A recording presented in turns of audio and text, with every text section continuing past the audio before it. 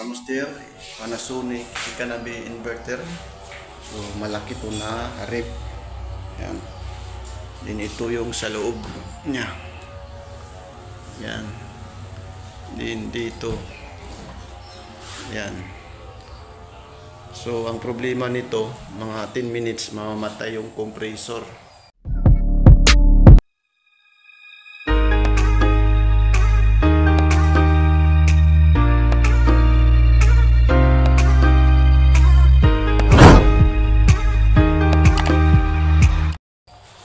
Yan. So chinik na namin to. So kaya na mamatay ang compressor kasi yung condenser dito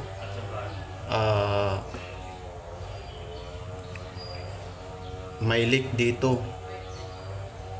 Then after namin malik, ang nangyayari, tinanggal namin yung dito na drain, yung condenser sa loob, pinalitan namin. So matapos namin magkarga ng preyon, ganun pa rin ang nangyayari. Umaandar siya, din mga 10 minutes na mamamatay. So ayan, so ang second option namin is dito papalitan yung board. Yan, so buksan lang natin to. Nag-order tayo ng board, isalpak natin kung yun lang ba ang problema. Kasi dito nag-check na ako rito, yung sensor na dalawa is dapat may makuha tayo na 2 ohms. So yung dalawa good, pati yung heater. Yan. Tapos dito may ano siya. Yan. Yan yung model niya. Yan. So buksan na natin. Dito buksan natin yung board para makita nyo.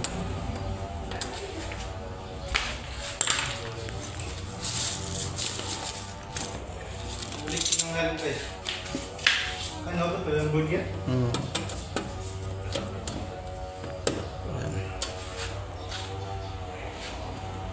Dito yung order natin na board. Ayan mga kamaster, ito yung ipapalit natin. So i-try natin. Dito yung isa, yung original. So sa mga board na ganito, maraming klase yung Panasonic inverter. May green, may dilaw, may yellow. Tapos magkaiba yung mga salpakan. Kaya kung mag-order kayo, i-double check nyo. Ayan.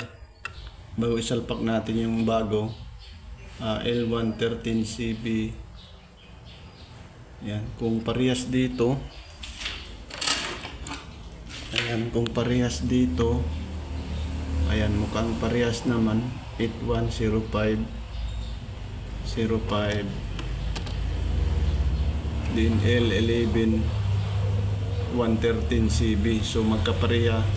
So yung sa customer, lagyan natin ng palatandaan pati yung dito. So markahan na lang natin ng ganito para ito yung sa customer. Yun, may nakalagay dito na pin. Dito meron din. So kailangan lagyan natin ng palatandaan. Ayan, dito na lang. Mag-crush lang tayo dito.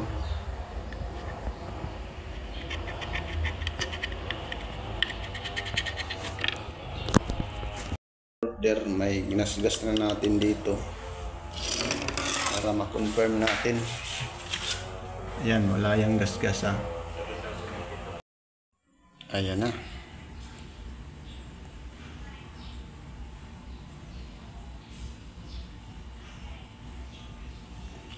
Mga kamaster, nakasaksak, nakalagay na. So isaksak na natin.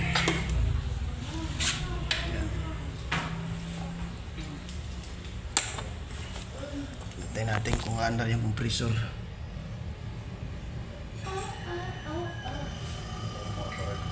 Ayun, umandar na yung compressor. So antayin natin ng ilang minuto kung mamamatay pa ba or hindi na. Ayan mga kamaster, mainit na rito. So antayin natin ng ilang minuto. So 10 minutes, so 9:07. alas 9 city na yung oras na inurasan natin. Ayan mga kamaster, tapos na natin na check. So hindi na umandar ang compressor, na matay siya. So mag-check naman tayo doon sa taas.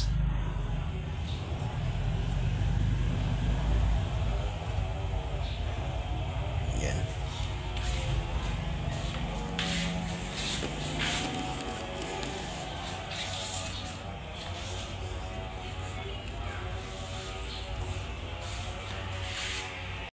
Yan mga kamaster, ano nga ba talaga ang problema? So nag-check tayo dito sa compartment. So dito may nakuha tayo na 307 ohms. Then itong dilaw 1.8.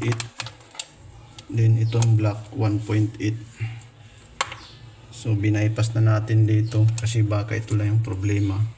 Kasi yung isang paa walang hindi nag-connection. So try natin to. Ayan mga master, binalik na natin yung compartment. So isaksak natin ulit.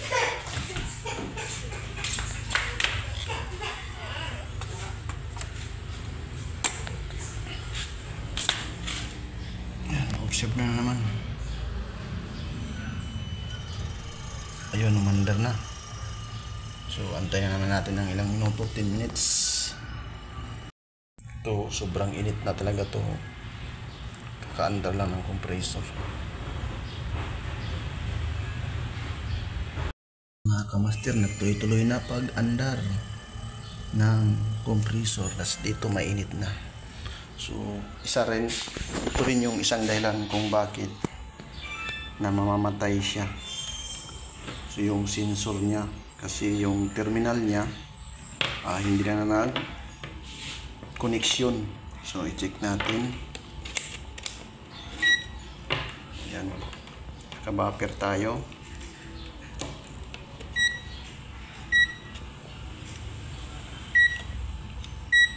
Kaya pala namamatay siya, ito yung dahilan rin. Yan, discharge natin. Yan.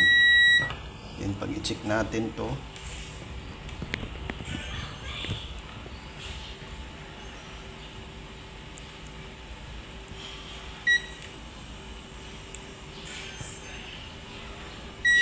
yung isang wire may buzzer. Tapos balik rin natin dito sa kabila.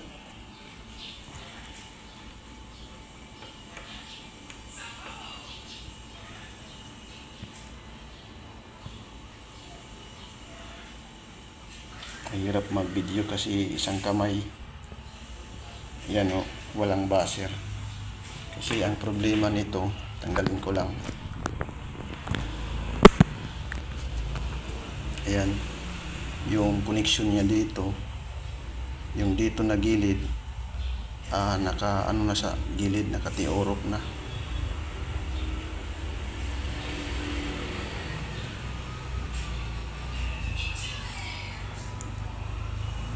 Yan, yung terminal na yan, yung dito. Din ito pala yung noon, ito pala yung leak. Ito. So pinalitan na namin ng copper tube. Ayan mga kamaster, sana may natutunan kayo kung paano ito i-check at i-repair. Ayan o. Ayun yung tubo. So hanggang dito lang yung video. Peace out mga kamaster. God bless. Ayan mga kamaster, lumalamig na. Ayan.